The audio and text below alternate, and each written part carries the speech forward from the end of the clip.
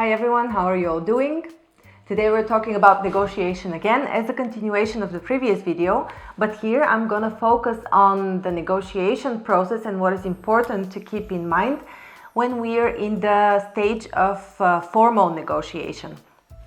So we know from the previous video that the negotiation has two parts. The more important is the process before the actual negotiation, where we get to know each other, where we get to know the needs of our opponent or collaborator in the end, where we get to know our motivations, attitudes, expectations.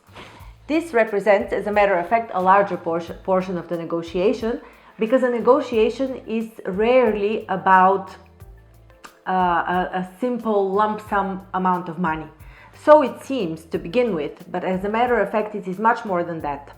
Because once we know the expectations and the needs of our opponent, we can come with creative solutions, or they can come up with creative ideas that can give us ideas to offer creative solutions and implement a solution that is a win-win. Because here we're talking only about the win-win approach in negotiation. So we talked about the process stage. If you haven't seen the previous video, please do. I'll put a link below. And now we are talking about the actual formal stage of negotiation.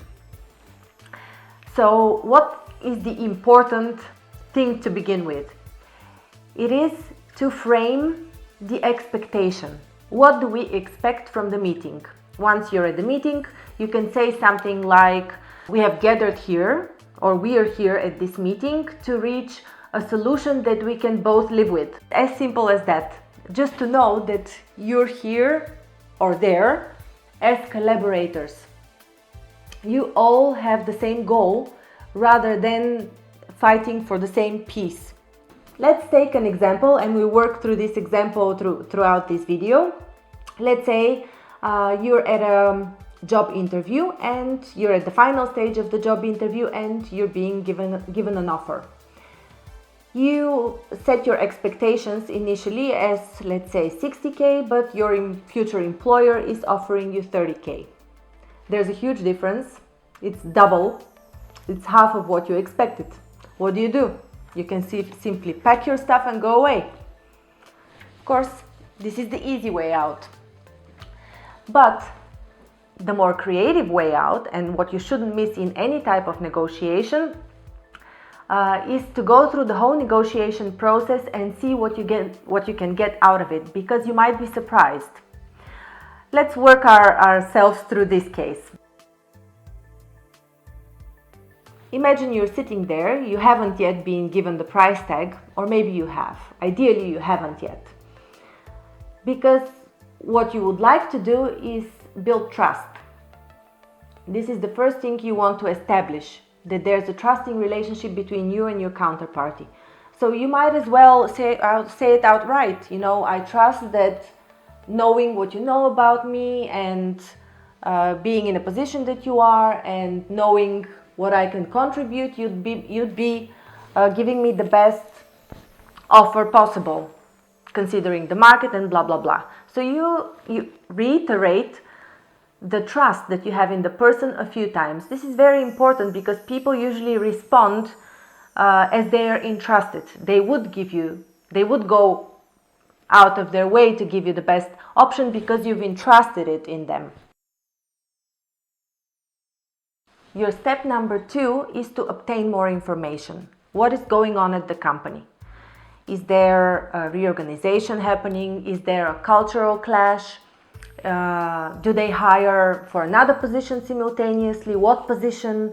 So your task there is to gain more information, because the more information you have, the more creative ideas you can have, or the more creative ideas will come out from your collaborator or opponent, as you wish to call him, because by answering your questions, they would also start thinking, knowing that you have entrusted them now to give you a solution.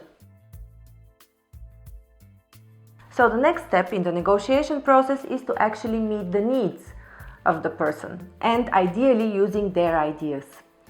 How do you do that? Well, you can say, I understand that you're looking to staff this and that position, and I've actually done a management course, or I've actually done a course on cultural management, and I could give you a hand in that, or I could start a project to improve the networking within the organization, which will improve the cultural atmosphere in general. You know, you use the information that is being given to you.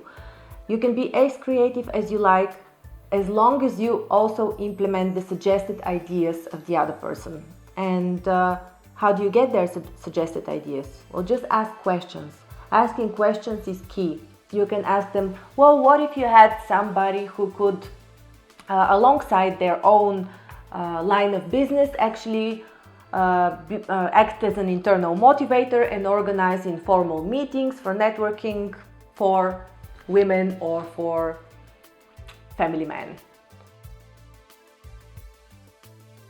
Now here your task is also to transform the relationship from a relationship of a one-time transaction to a relationship of collaboration. Bring up to the table, based on their ideas and on their needs, what else you could contribute with.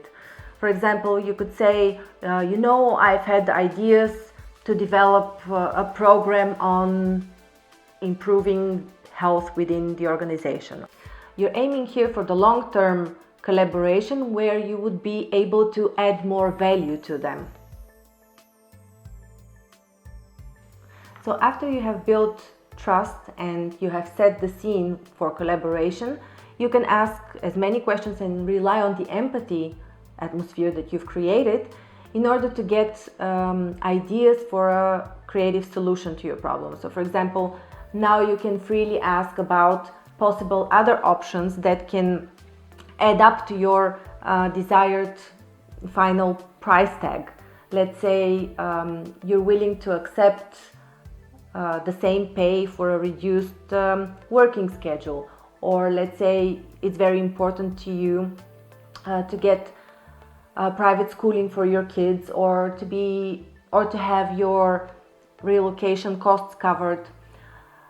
There are many options. It could be that you'd be willing to negotiate a percentage of each product proposed, or a bonus for each completed task that is outside of the general scope of your work.